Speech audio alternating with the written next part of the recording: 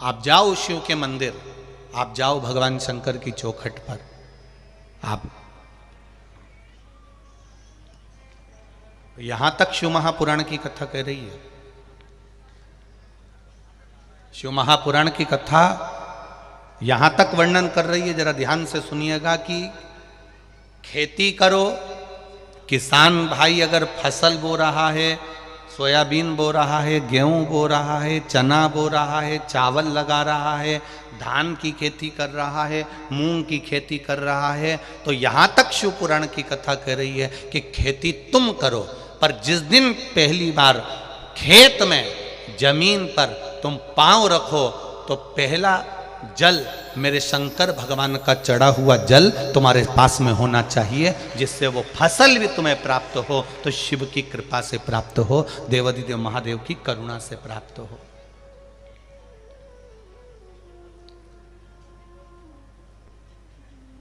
भगवान शिव की कृपा से हमको मिले। महाराज पूरी जिंदगी, पूरा जीवन, जैसे एक किसान पूरा जीवन जमीन पर निकाल देता है, उसी तरह एक माता पिता भी अपना जीवन अपनी औलाद के लिए निकाल देते हैं। अपनी औलाद के लिए एक माता पिता पूरा जीवन निकाल देते हैं। माँ बाप की पूरी लाइफ गुजर जाती है बेटे की लाइफ बनाने में, माता पिता की पूरी लाइफ गुजर जाती है बेटे की लाइफ बनाने में, और बेटा इंस्टाग्राम पर, स्टेटस पर लगाता है my wife is my life. बेटा लगा, उसने एक बार नहीं लगाया कि मेरे माता पिता मेरी लाइफ हैं। शादी होने के बाद उसने लगाया कि my wife is my life, मेरी वाइफ ही मेरी लाइफ है। तो इतनी पढ़ाई काहे को करी, वो तो तेरे को यूज मिल जाता है, ऐसे ही काहे को पढ़ा तू इतना? क्यों माता पिता ने तेरे लिए इतना कर्जा उठाया? क्यों माता पिता ने इतना काम करा तेरे लिए? दिन रात खेत में काम करता रहा, दिन रात जमीन में काम करता रहा, गीले में उसके पांव तक गलने लगे। जब धान की खेती करता है तो पांव तक उसके गीले गीले रहते हैं, ठंड बैठ जाती है शरीर में, श्वास की दमे की तकलीफ हो जाती है उसको, ठंड गर्मी बारिश सब ऐसे ही निकाल देता है केवल अपने बच्चे की लाइफ बनाने के लिए। और बेटा जब बड़ा हो जाता है, वो लाइफ जब बन जाती है, खूब पढ़ लेता है, शादी भी माता पिता कर देते हैं, तब स्टेटस पे लगा देता है, इंस्टाग्राम पर डाल देता है, फेसबुक पर डाल देता है my wife is my life. तब उस माता पिता को स्टेटस देखना नहीं आते, माता पिता को उसका मोबाइल चेक करना नहीं आता, पर तुमने भले डाल दिया कि माय वाइफ माय लाइफ, तुमने भले डाल दिया, पर इतना याद रखना माता पिता तेरा मोबाइल चेक नहीं करेंगे, माता पिता तेरा कमरा चेक नहीं करेंगे, माता पिता तेरा स्टेटस चेक नहीं करेंगे, पर वो जिसके भरोसे पर उसने तेरी लाइफ बनाई है वो तो तेरा सर्वस्व चेक करने वाला बैठा हुआ है। सर्वस्व जिसने तेरी लाइफ बनाने में सहयोग दिया है वो देवाधिदेव महादेव ने। भगवान देवाधिदेव महादेव का पावन चरित्र वर्णन कर रहा है, भगवान शिव की कथा कर रहे हैं।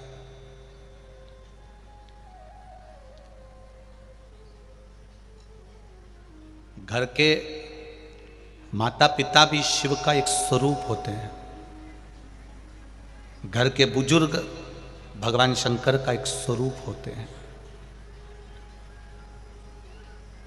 कोई कहे हमारे माता पिता भेद करते हैं, कोई कहे कि वो बड़ों को चाहते हैं, छोटे को चाहते हैं, कोई के मंझले को चाहते हैं, कोई के चौथे नंबर को चाहते हैं, कोई के तीसरे नंबर को चाहते हैं, कोई के दूसरे नंबर को चाहते हैं, कोई के पहले नंबर को चाहते हैं, कोई कहे 5वें नंबर को चाहते हैं।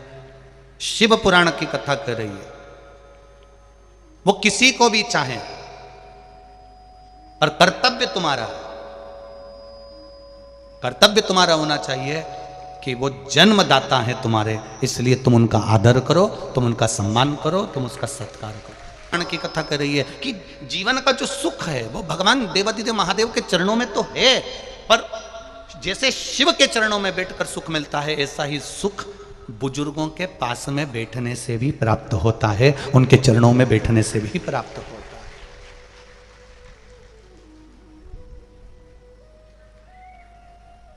एक पत्नी हमेशा अपने पति को रुआब दिखाती है। एक पत्नी अपने पति को हमेशा रुआब दिखाती है कि मैं अपना घर छोड़कर आई, मैं अपना परिवार छोड़कर आई, मैं अपना पूरा बहन भाई छोड़कर, पूरे परिवार को छोड़कर मैं तुम्हारे लिए आई हूं। तो एक पति को भी रुआब दिखा कर कह देना चाहिए कि मैं भी तेरे चक्कर में अपने माता पिता से बुरा हो रहा हूं, मैं भी हो रहा हूं, ऐसा नहीं कि केवल तू ही। नारी तो अपने घर का केवल मायके को छोड़कर ससुराल में आती है, पर सबसे ज्यादा अगर दुख झेलना पड़ता है तो पति को झेलना पड़ता है। माता पिता कहते हैं जब से वो आई तो उसका हो गया, और ये दिन भर टाचा मार मार कर कहती रहती है तुम्हारे माँ बाप, तुम्हारे माँ बाप, तुम्हारे माँ बाप, तुम्हारे माँ बाप। अब बेचारा मंदिर के घंटे की तरह बीच में टंगा रहता है, बीच में टंगा। किसकी ओर बोले वो, किससे कहे?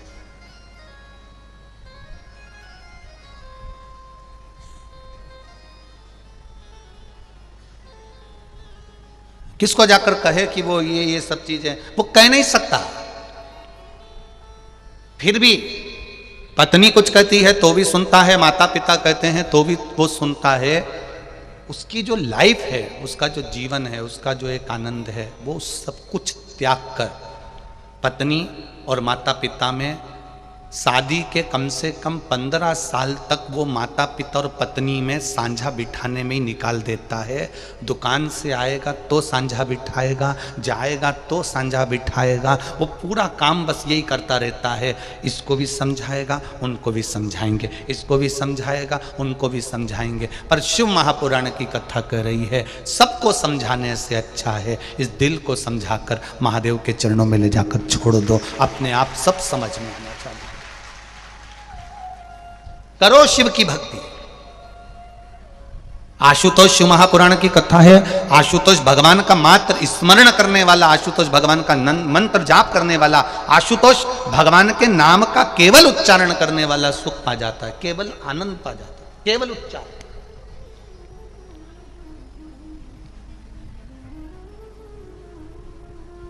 भक्ति करेगा तो बड़ा ही सुख पाएगा, भक्ति से आत्मा का मेल जुल जाएगा।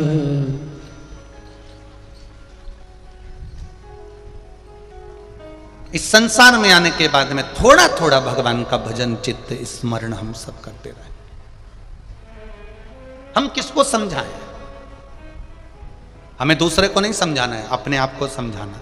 शिव महापुराण की कथा कहती है एक पति ने अपनी पत्नी से कहा सुनो शाम को मेरा दोस्त आएगा, तो सुनो। पत्नी कहती है ठीक है आने दो। सुनो ये घड़ी छुपा के रख देना, चप्पल छुपा के रख देना, सामने जो गुलदस्ता रखा है इसको छुपा के रख दो।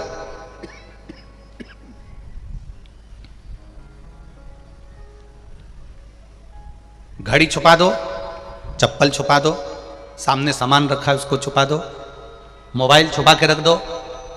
इतने में पत्नी ने बोला क्या तुम्हारा दोस्त चोर है जो तुम बोल रहे हो कि घड़ी छुपाओ, ये छुपाओ, वो छुपाओ? पति बोला नहीं, वो अपने सामान को पहचानता है। चोर वो नहीं है, चोर हम हैं जो हम उसके यहां से सामान लेकर आ गए। हमको लग रहा है कि सामने वाला व्यक्ति बेकार है, हमको लग रहा है उसने ऐसा कह दिया, हमको लग रहा है वो ऐसा है, पर शिव पुराण कहती है बुरा जो देखन में चला बुरा ना मिला कोई। हम जितने बुरे हैं संसार का कोई व्यक्ति उतना बुरा नहीं है। अपने आप को समझाओ। शिव मंदिर में जाना, भगवान शंकर की चौखट पर जाना, भगवान शिव के दरवाजे पर जाना, तो ये कभी मत कहना कि उसने ऐसा कह दिया, उसने वो बोल दिया, उसने ऐसा कह दिया। नहीं नहीं नहीं, शंकर जी के मंदिर में जाकर कहना, भोलेनाथ बस कोई कुछ भी कहे पर तू मेरे साथ में है, मेरा विश्वास करता है, मैं सारे झंझट से, सारी दंगल में से बाहर निकल जाऊंगा क्योंकि तू मेरे साथ में है। हम उसके प्रति पूर्ण समर्पित हो जाए, हम पूर्ण समर्पण हमारा भगवान के प्रति हो जाए, पूर्ण समर्पण।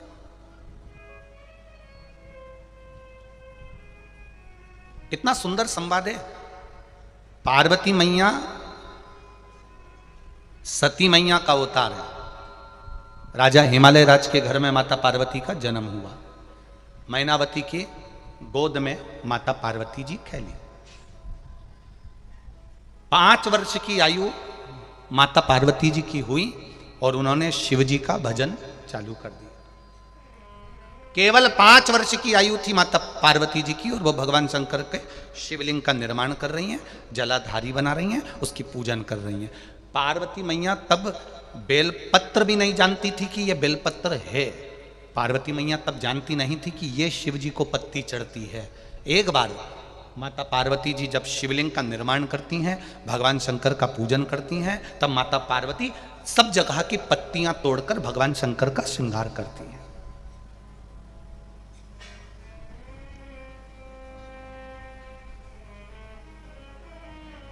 पार्वती मैया शंकर जी का श्रृंगार कर रही और उनकी माता मैनावती आती हैं और मैनावती ने देख लिया कि पार्वती तो पार्थिव शिवलिंग का निर्माण करी है, बालू का शिवलिंग बनाया है, मिट्टी का शिवलिंग बनाया है और शंकर जी का जो श्रृंगार कर रही है वो इधर उधर के पेड़ों की पत्तियों से, वृक्षों की पत्तियों से कर रही है। तो मैनावती उसके पास में गई और पार्वती मैया के पास में जाकर मैनावती बैठ गई। पार्वती मैया के पास में मैनावती जाकर बैठी और मैनावती ने जाकर बैठकर पार्वती जी को बहुत देर तक देखा, उसकी पूजन को देखा, बहुत देर तक देखा और उनकी पूजन को देखा। पूजा देखने के बाद पार्वती मैया ने जब सारी पूजन कर ली तब मैनावती पार्वती जी को लेकर बाहर गई और बाहर जाकर मैनावती ने अपनी पार्वती को समझाना प्रारंभ करा। पार्वती तो ये पत्तियां जो चढ़ा रही है, ये पत्तियां शिव जी को नहीं चढ़ती। देख, शंकर भगवान को करोड़ों का धन चढ़ा दो, शिव स्वीकार नहीं करते। शंकर भगवान को करोड़ों की जायदाद चढ़ा दो, शिव स्वीकार नहीं करते। शिव को केवल एक बेलपत्र चढ़ा दो तो करोड़ों के धन से बड़ी धन संपदा एक बेलपत्र में होती है। तो पार्वती जी ने पूछा, मां वो बेलपत्र कैसी होती है? मां वो बेलपत्र है कैसी?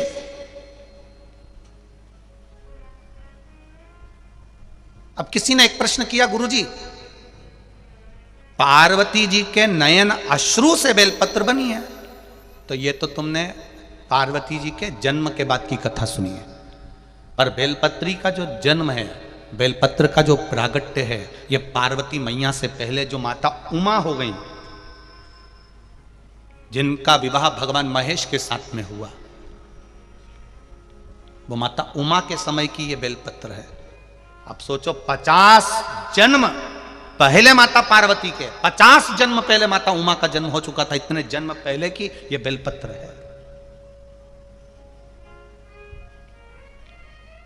हम कई बार व्यासपीठ से कह देते हैं, लोग उसको हंसी में ले लेते हैं। हम कई बार कहते हैं, अगर आपने पार्वती जी को नहीं देखा, सती माता को नहीं देखा, उमा माता को नहीं देखा, कात्यायनी को नहीं देखा, कुष्मांडा को नहीं देखा, बमलेश्वरी को नहीं देखा, जगदम्बा को नहीं देखा, अन्नपूर्णा को नहीं देखा, आपने स्कंदा आदिक महागौरी जितनी माताएं हुई, इनका अगर दर्शन नहीं कराओ तो एक बेलपत्री को जब शंकर जी पे चढ़ाओ और शंकर जी पे चढ़ी हुई बेलपत्र जब उठाकर जब उसको अपने मस्तिष्क से लगाओ, समझ लेना कि सारी माताएं उस बेलपत्र के अंदर विराजमान हो जाती हैं जो शिव के पास में चढ़ी जाती हैं।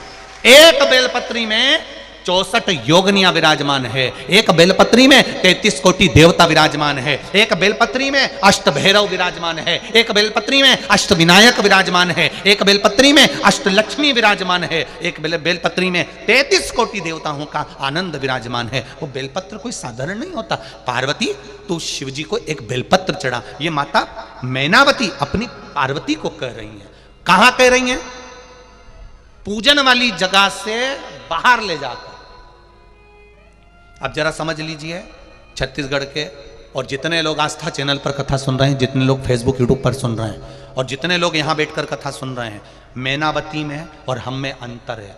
हम व्यक्ति को टोकते कहां पर हैं? भगवान की जब वो पूजन कर रहा होता है तब। मैनावती ने वहां नहीं टोका, पार्वती को वहां नहीं बोला। मैनावती ने देख लिया कि पूजन कैसी कर रही है, पत्ती कैसी चढ़ा रही है, क्या कर रही है, तब पार्वती मैया का हाथ पकड़कर बाहर लेकर गई शंकर के मंदिर से, शिवालय से बाहर ले जाकर मैनावती ने कहा कि पार्वती, शिव जी को अगर तू बेलपत्र चढ़ाएगी तो शंकर भगवान स्वीकार करेंगे। ऐसे तुझे बेलपत्र चढ़ाना है, ऐसे तुझे जल चढ़ाना है। ये शिव जी के सामने मैनावती ने नहीं कहा, शिव जी के पास से जाकर कहा। क्यों? अगर मैनावती कहती है मैं शंकर जी के सामने बैठकर तुझे अगर ज्ञान दूंगी तो वो ज्ञान श्रेष्ठ नहीं होगा। भगवान को लगेगा कि मैनावती को इतना अहंकार आ गया, इसलिए मैं वहां ज्ञान नहीं दे सकती, मैं तो भोलेनाथ जी के चरणों की दासी हूं, बाहर जाकर समझाऊंगी। और हम उल्टे हैं।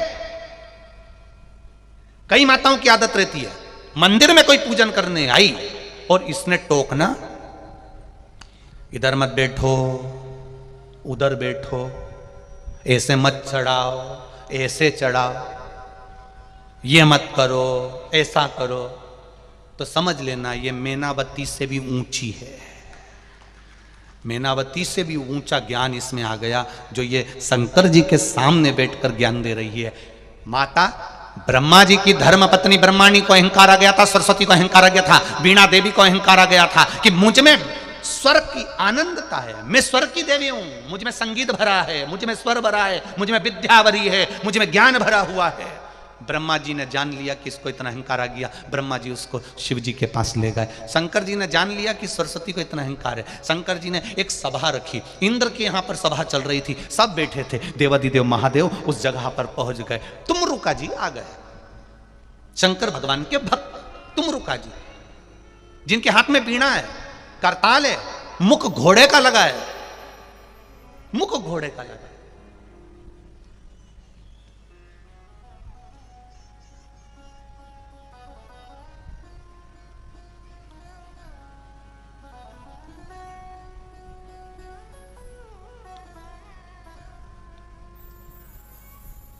और जब मुख घोड़े का लगा हुआ है, वो तुमरुका जी केवल भजन गाते गाते आ रहे हैं, केवल भजन, केवल नाम जाप करते करते आ रहे हैं। अब इंद्रदेव ने सरस्वती माता से कहा, मां आप भी वीणा उठा लो। देव ऋषि नारद से कहा, आप भी वीणा उठाओ। इधर सरस्वती मैया गाना चालू करती है तो सारे देवता उठ उठ कर चले जाते हैं, और तुमरुका जी गाना चालू करते हैं तो 33 कोटि देवी देवता आकर बैठ जाते हैं। सरस्वती मैया की आंख में से आंसू बहने लगे कि मेरी गायकी में, मेरे स्वर में ऐसा क्या है कि सारे देवता चले गए और वो घोड़े का मुंह लगा है, शंकर जी का भक्त घोड़े का मुंह लगा है और गा रहा है। कितना भाव। एक जगह पे मीराबाई गा रही थी, मीराबाई भजन गा रही थी, तो वहां पर तानसेन निकल कर जा रहे थे, स्वर के सम्राट। तानसेन ने सुना मीराबाई गा रही है तो तानसेन को बड़ा दुख हुआ।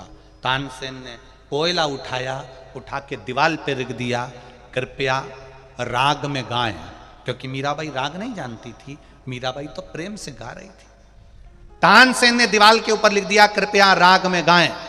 मीराबाई भजन गाकर उठी, जो देखा तो दीवाल पर लिखा था कृपया राग में गाएं। तो मीराबाई ने पूछा ये किसने लिख दिया?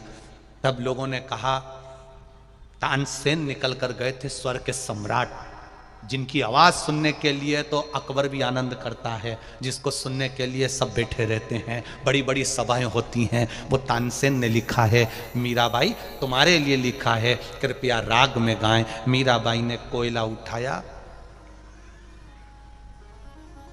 जहां लिखा था राग, उसके आगे लिख दिया अनु। क्या लिखा? जम के बोलो जरा। अनु। अब क्या हो गया वो? अनुराग।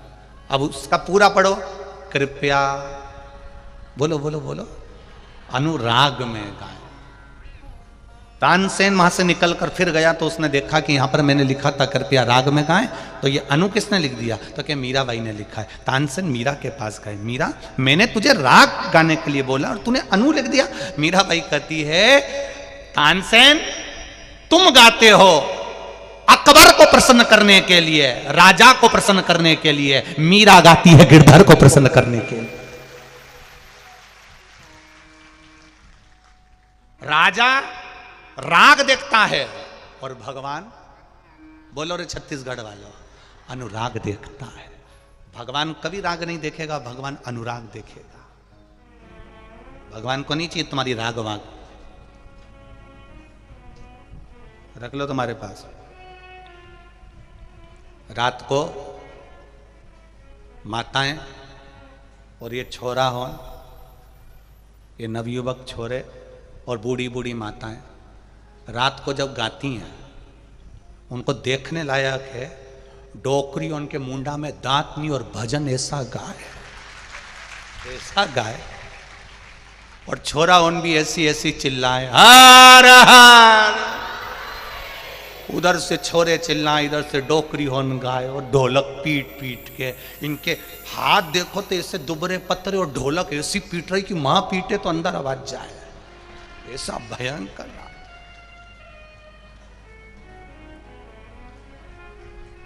और कोई तो नाच रही, कोई गा रही, कोई घूम रही, कोई भाई बैठी बैठी डोल रही। एक वीडियो देखा था हमने, तुम्हारे छत्तीसगढ़ के लोग बहुत वीडियो डालते हैं, तो वो वीडियो देखा था, तो उसमें एक वहीं बैठ गई और कोई डोकरी भजन गा रही तो वो वहीं घूम रही फिर कन्नी जैसी वही। तो और हमारा तो निवेदन है, बालोदा बाजार या आसपास के जितने शहर लगे हैं, कौकड़ी गांव के जितने आसपास में नगर लगे हैं, ये नज़ारा बार बार देखने को नहीं मिलेगा। आओ दर्शन करो और अपने जीवन को धन्य बनाओ। कोई चाय फ्री बांट रहा है, कोई बिस्कुट बांट रहा है, कोई पोहा बांट रहा है, कोई हलवा बांट रहा है, कोई बिस्कुट के पैकेट बांट रहा है, कोई कॉफ़ी पिला रहा है, कोई दूध पिला रहा है, कोई भोजन खिला रहा है, कोई पूड़ी सब्जी बांट रहा है। धन्य है छत्तीसगढ़ की धरा। आप लोगों को साधुवाद देता हूँ, बहुत बहुत बहुत साधुवाद है आप लोगों को। अपने धन का सदुपयोग किया है आपने, अपने धन का।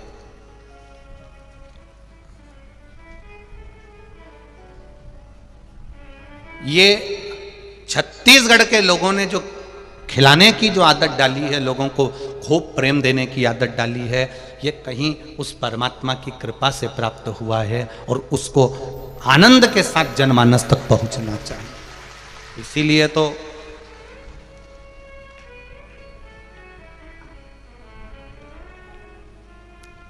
छत्तीसगढ़ का सबसे प्रबल, धान के कटोरे का सबसे प्रिय त्योहार कल आ रहा है।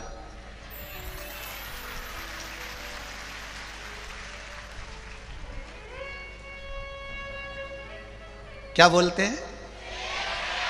छेर छेरा माई कोठी के धान हरे तेरा।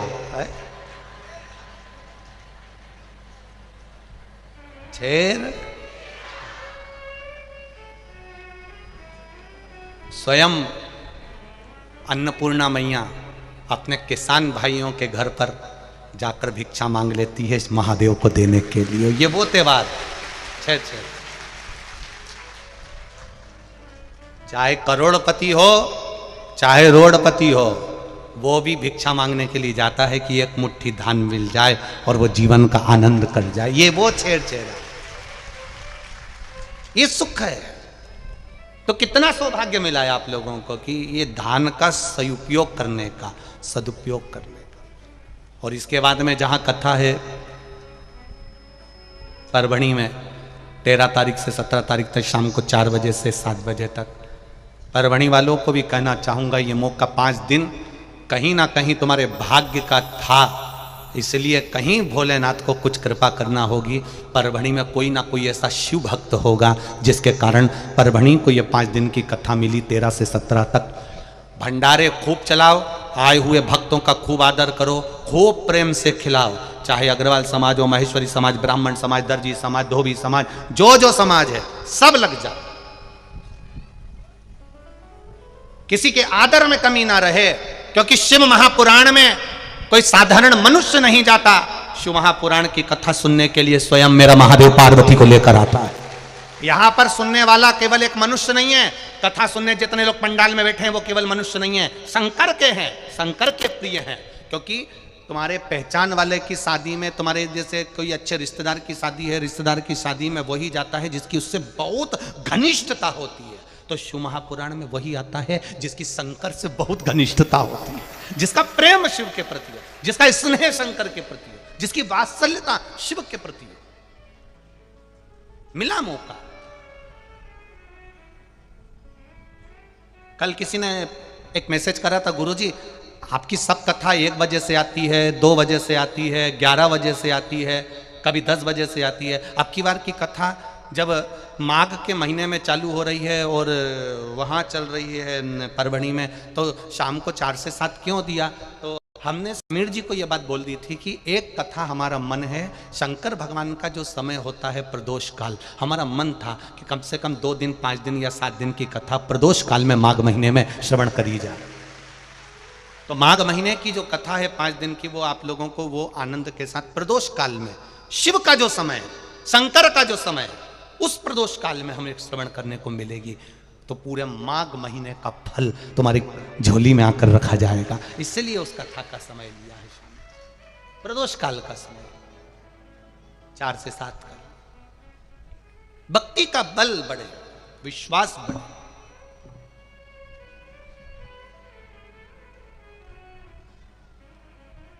सरस्वती मैया का जब अभिमान आया तो माता सरस्वती को भी भगवान शिव ने ही ज्ञान प्रदान किया।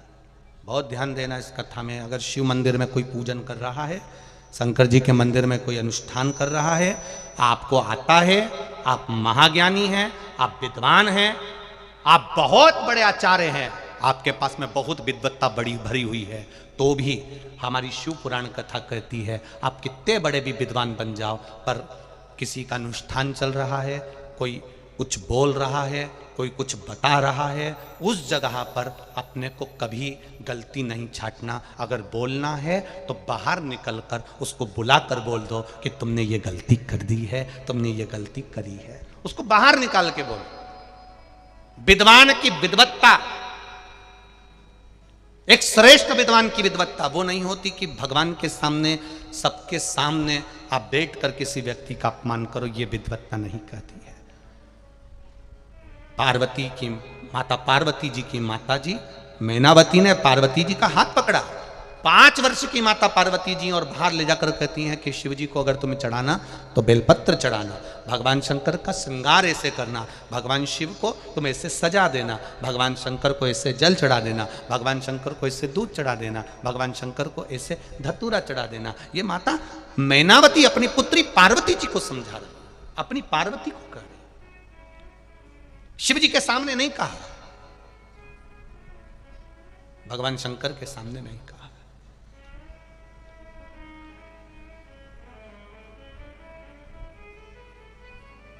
अब जैसा माता जी ने समझाया था मैनावती ने, वैसा वैसा माता पार्वती पूजन करना प्रारंभ कर दिया। अब पूजन कर रही माता पार्वती, तो पूजन का फल क्या मिला? पूजन करते करते पार्वती जी वन में चली जाती है, वन में शिव जी की आराधना करती है, फिर भगवान देव अधिदेव महादेव माता पार्वती को प्राप्त हो जाते हैं। हम भी पूजन करते हैं, आप और हम भी पूजन करते हैं, आप और हम भी शिव मंदिर जाते हैं, आप और हम भी शंकर का अनुमोदन करते हैं, शंकर का भजन करते हैं। पर अब हमको मालूम पड़ गया कि शंकर जी के ऊपर जो जल का पात्र टंगा रहता है वो शिव जी की 5 बेटियां हैं। अब हमको मालूम पड़ गया कि जहां से जल बहता है उसके बीच में जो जगह होती है, उस जगह पर कौन होती है? जम के बोलो, अशोक सुंदरी। क्या आपको पहले मालूम था क्या? नहीं। अब हमको मालूम हो गया कि यहाँ अशोक सुंदरी है। अब हमको मालूम पड़ गया कि यहाँ गणेश जी हैं। अब हमको मालूम पड़ गया यहाँ कार्तिकेय जी हैं। अब हमको मालूम पड़ गया जहाँ शिवलिंग रखा है वहां पर पार्वती जी का हस्त कमल है। अब हमको मालूम पड़ गया ऊपर से जहाँ जल गिर रहा है वहां शिव जी की 5 बेटियां हैं। अब हमको मालूम पड़ गया जहां से पानी नीचे गिरता है और जहां तक जाता है उस बीच में पानी जितनी दूर चलता है वहां 33 कोटि देवी देवता विराजमान होते हैं। ये हमको ज्ञात हो गया। ये काय से ज्ञात हुआ? जब हमने शिव महापुराण की कथा को सुना, पढ़ा और स्मरण किया, तब हमें मालूम पड़ा कि कथा में ऐसा वर्णन है। तब हमको ज्ञात हो।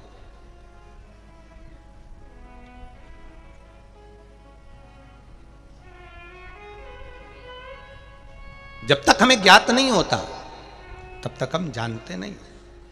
अब देखो एक पत्र आया है